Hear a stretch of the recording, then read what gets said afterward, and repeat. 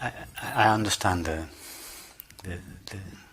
issue, and it comes from a different use of the word mind, and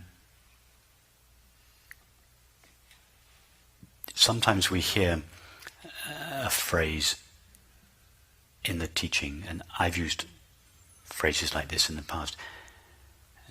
See that the mind, thoughts and feelings and images, appears in consciousness. The mind is like a series of clouds that floats through the empty sky, is the traditional image. So here we're suggesting there is the mind, objective objects of thought, feeling, images, sensations, etc. And these all appear in something called consciousness, open empty space. So here we have a distinction between mind and consciousness.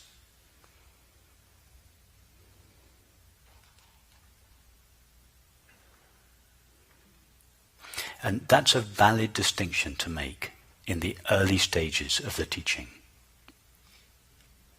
But it can be misleading because it suggests an essential distinction or separation between the open empty space of consciousness and its content, mind.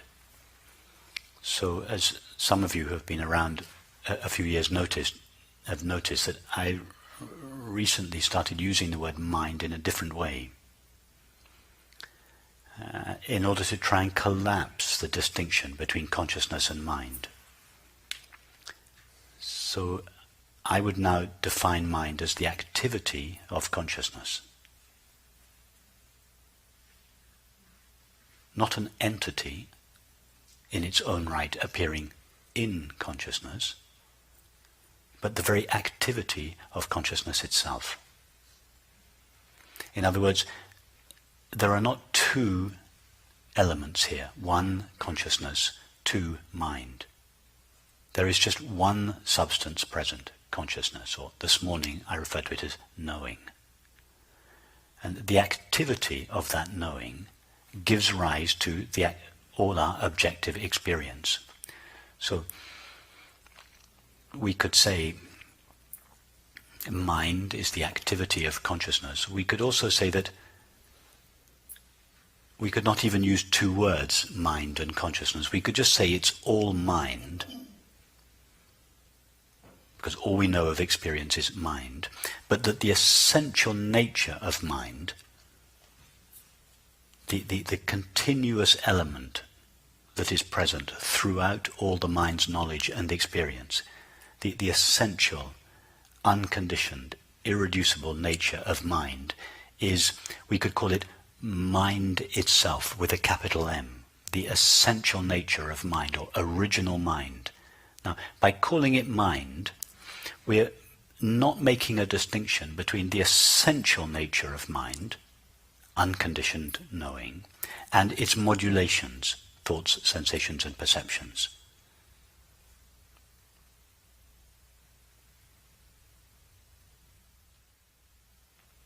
Does that make sense to you? It makes perfect sense, which takes me back to my first question. Okay.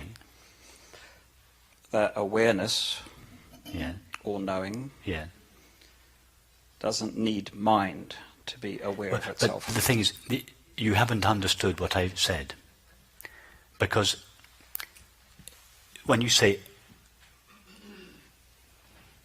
does or doesn't awareness need the mind to know itself, the question implies that there is something called mind which may or may not be needed for awareness. No, all there is to mind is awareness. And awareness is self-aware. It's made out of being aware. In other words, its nature is to be aware of itself. It cannot not be aware of itself because its nature is aware. Imagine, take the space of this room, and add the quality of being aware to it. So imagine that the space of this room was an aware space. Yeah? Now, what would the space have to do to be aware of itself? Well, nothing at all. Perfect, that's it. That's what awareness has to do to know itself. Now, but let's go further. Why wouldn't it have to do anything? You're right, it wouldn't, but why? Because it's complete. Because its nature is being aware. It's aware of itself just by being itself. Its nature is to be aware. So awareness is like that. It's aware of itself just by being itself. It doesn't need to assume the form of mind. Remember, mind is not an object or an entity. Mind is the activity of awareness. Now, if awareness wants to know something other than itself, such as a world, or I should say something that seems to be other than itself, then it needs to assume the form of mind. So, does awareness need to assume the form of mind in order to know itself? No. Does it need to assume the form of mind in order to know a world? Yes.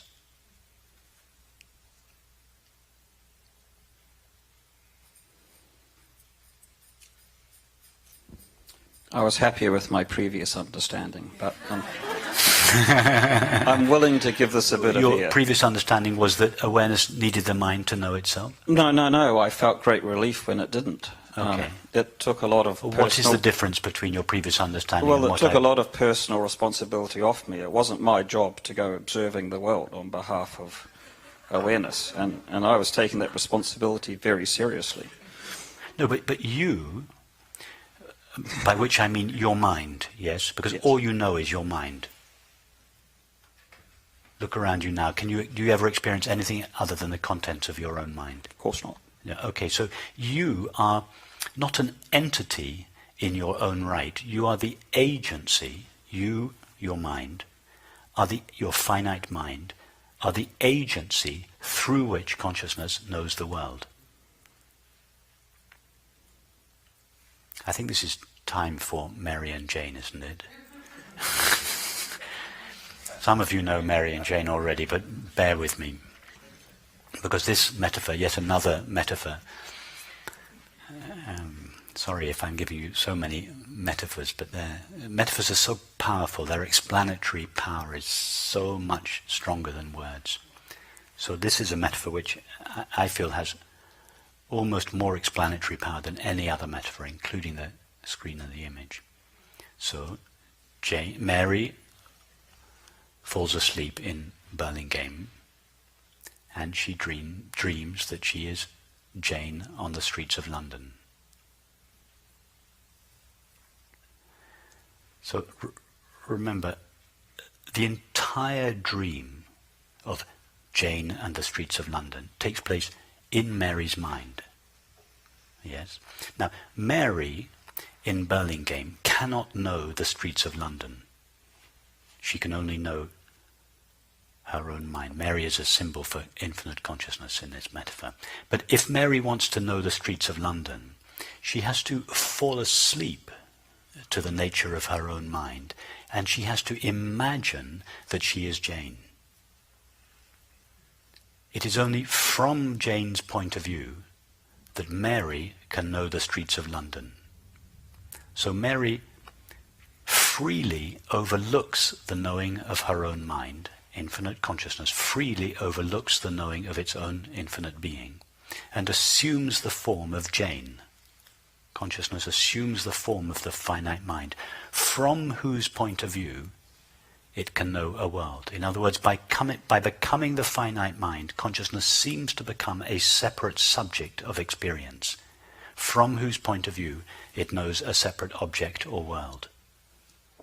Just as Mary seems to become a separate subject of experience, Jane, from whose point of view she can know the streets of London, which from Jane's point of view seem to be outside of her, but from Mary's point of view, both the subject and object are inside her.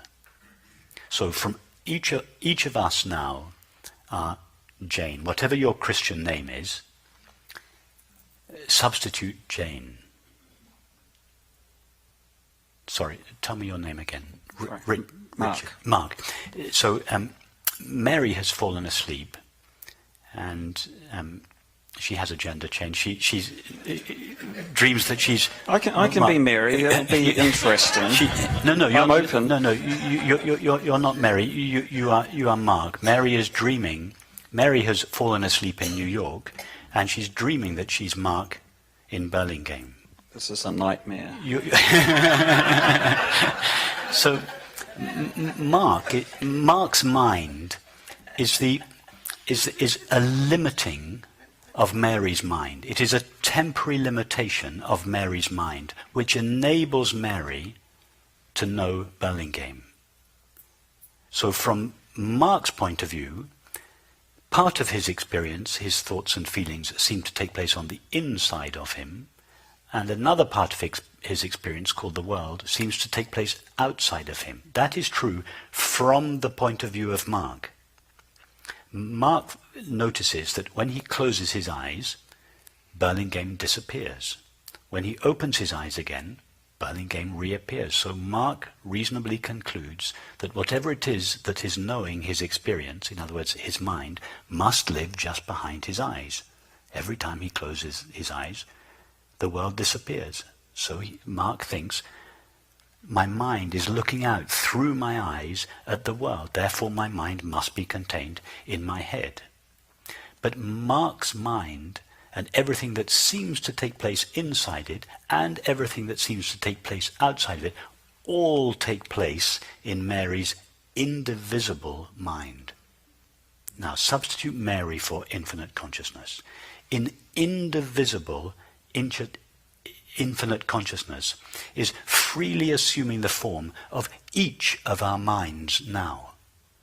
So we are all, each of our minds is a dream in the mind of, in the mind with a capital M, in the infinite, indivisible consciousness. In other words, each of our minds is the agency, not the entity, the agency or the activity through which consciousness is able to realize a segment of its infinite potential. Consciousness looks through each of our finite minds and sees itself as the world. This is what the Sufis mean when they say, there is only God's face. Infinite consciousness is freely assuming the form of the finite mind, and through the agency of the finite mind is seeing itself as the world. And that is why William Blake said, when the doors of perception are cleansed, everything will appear to man as it is, infinite. The doors of perception are the limited view of Mark's mind. If Mark's mind, from Mark's point of view, he thinks that the limitations that he sees in the world belong to the world. He thinks the world is finite. No, it is his mind that is finite and that superimposes its limitations on what it sees. So William Blake is saying, if Mark's mind recognizes its true nature and sees, in other words, if Mark realizes that his mind really belongs to Mary, it's not his own finite mind, then what he sees will be relieved of the limitations that his mind superimposes upon it. And all of this will appear not as a multiplicity and diversity of objects, but as God's face.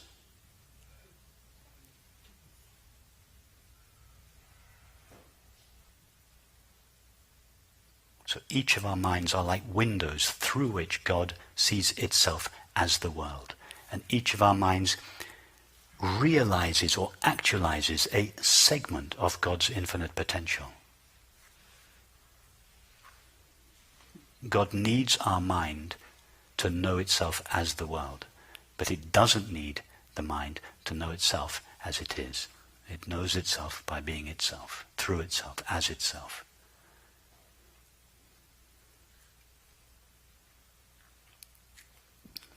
So does Mark go to sleep? Or does Jane wake up?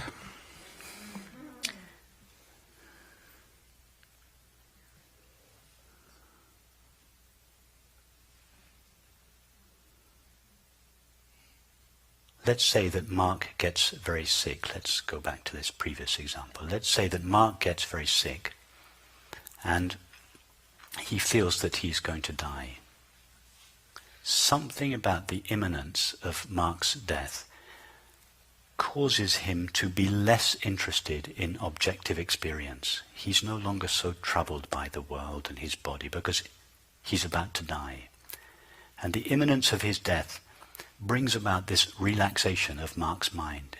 He's no longer focused on objects, his own body, his anxieties, the world. And as a result of this, Mark's mind begins to soften and relax. It goes back, it sinks down into its source. And at a certain stage, there is this recognition. There is no such thing as Mark's mind.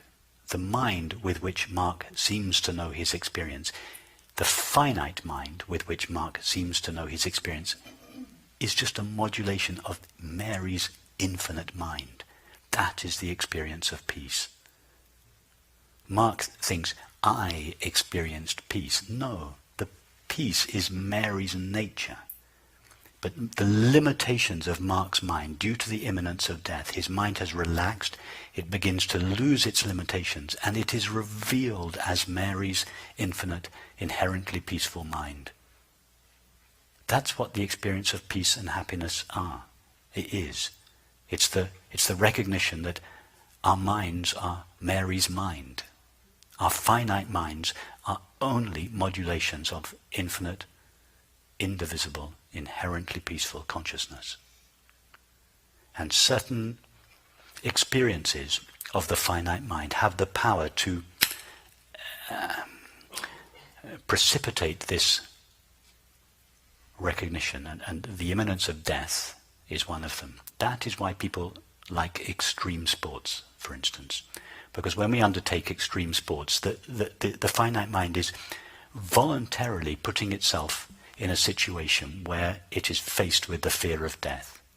And that terror that it feels as you're plunging on your bungee jump or whatever it is, that terror elicits the same relaxation of the mind. The mind returns temporarily to its source, and there is this consciousness. Incredible peace. Exactly. You get this. 60 miles an hour. Yeah, exactly. There's nothing there. It's why people do it. Because you're putting yourself through the death process, and you're in a rather forceful way. You're forcing Jane to wake up and realize, I'm Mary. That's what the experience of peace is. That's why people practice extreme sports. That's just one example of it. That they're eliciting the fear of death in order to precipitate this experience of peace. It's the only reason we do it.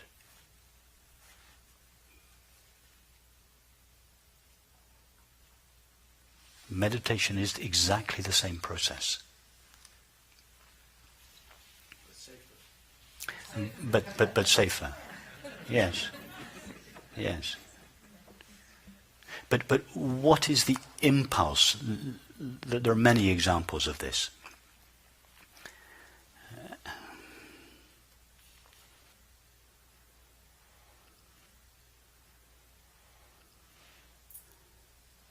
I told this story recently, but unless you've all been watching YouTube or subscribing to my downloads, most of you won't have heard it, so I'll tell it again briefly. I was shortly before, when I last did a meeting in Amsterdam, I did a weekend meeting in Amsterdam, and I came a day early and met a friend of mine, Bernardo Castrap, and we were, he said, Rupert, I want to show you an aspect of Amsterdam which I don't think you've ever seen before. You just go from your nice hotel to your bicycle along the canals to the meeting room and back again. He said, I'm going to take you north and show you the other side of Amsterdam.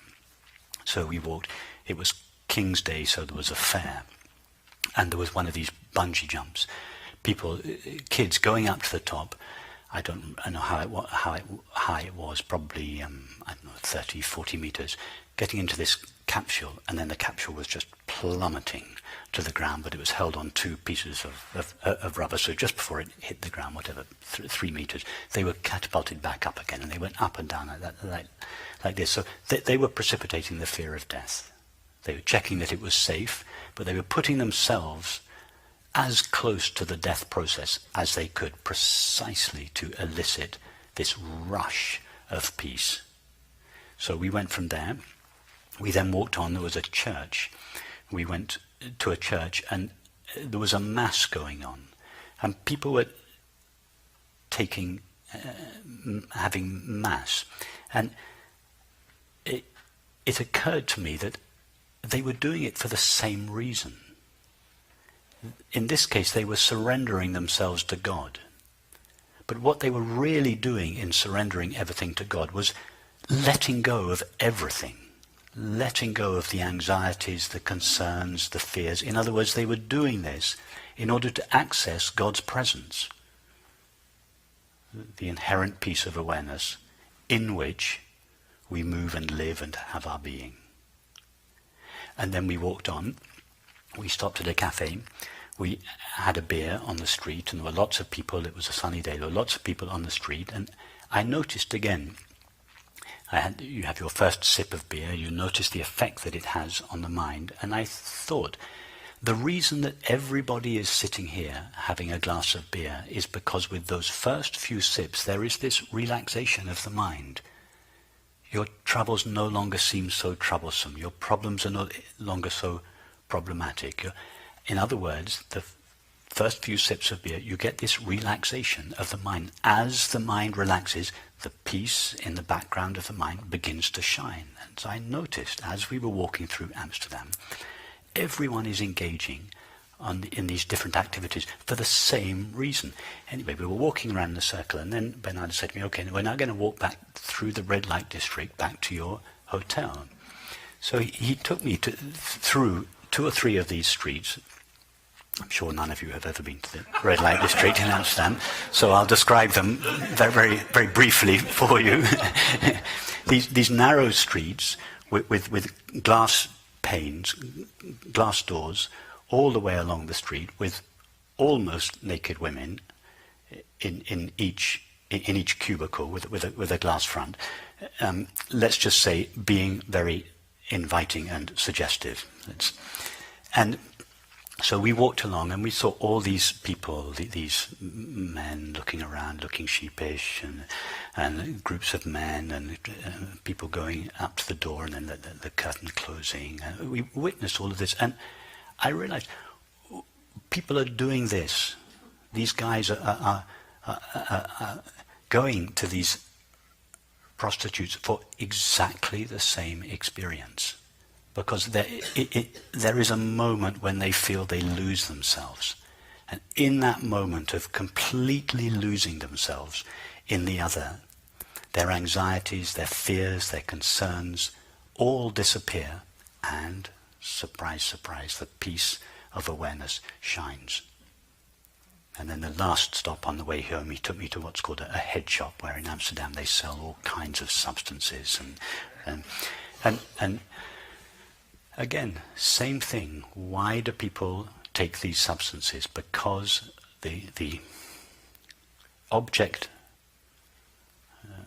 focused mind is relaxed. So all these activities, as we were walking through the streets, all these different activities, they were only being engaged in for one reason alone: to precipitate this experience of peace, to unveil the peace that stands at the back of the mind, but that seems to be absent when the mind is directed towards objects.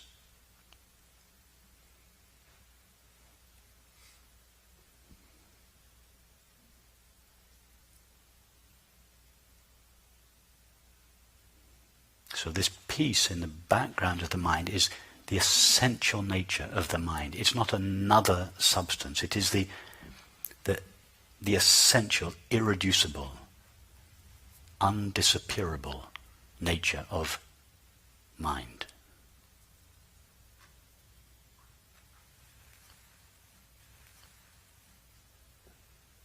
Jane engages in all these activities simply to bring her finite mind to an end and to have the recognition.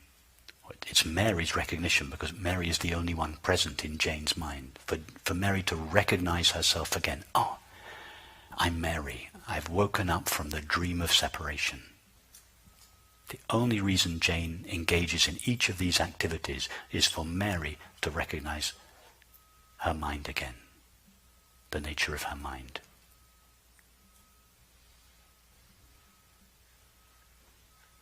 In other words, Mary's mind is only known by Mary's mind.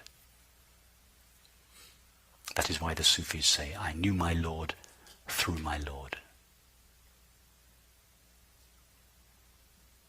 There is no self other than infinite consciousness. Infinite consciousness is the only self, if we can call it a self, that there is. There is no question of infinite consciousness being known by anything other than itself, because there is no other than itself.